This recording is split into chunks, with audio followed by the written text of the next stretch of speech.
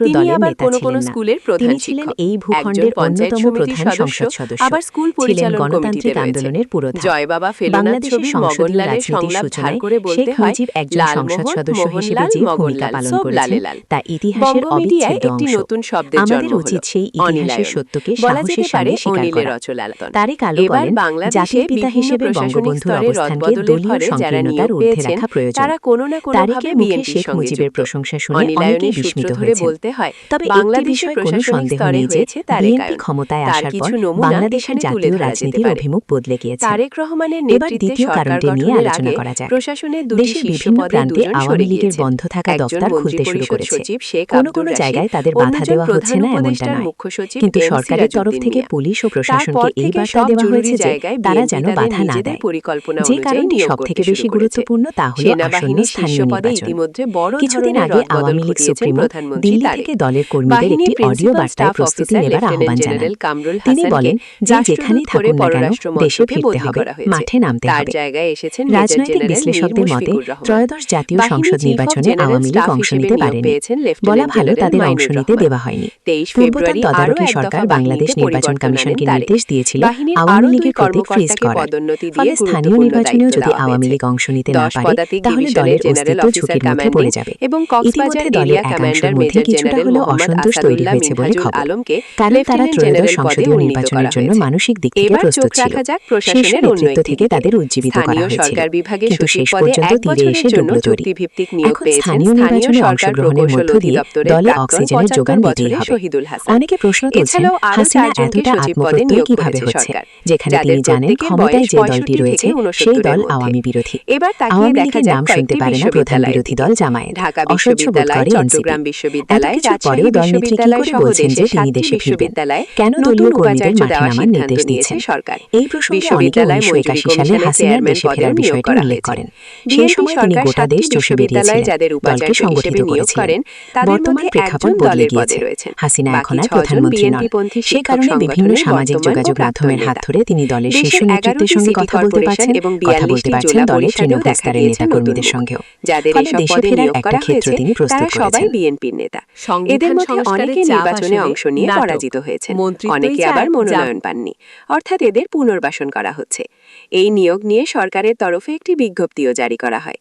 বিজ্ঞপ্তিতে বলা হয়, নিয়োগ পাওয়া প্রশাসকেরা স্থানীয় সরকার সিটি কর্পোরেশন সংশোধন অধ্যাদেশ 2024 ধারা 25 ক এর উপধারা 3 অনুযায়ী সিটি কর্পোরেশনের মেয়রের ক্ষমতা প্রয়োগ ও দায়িত্ব পালন করবেন।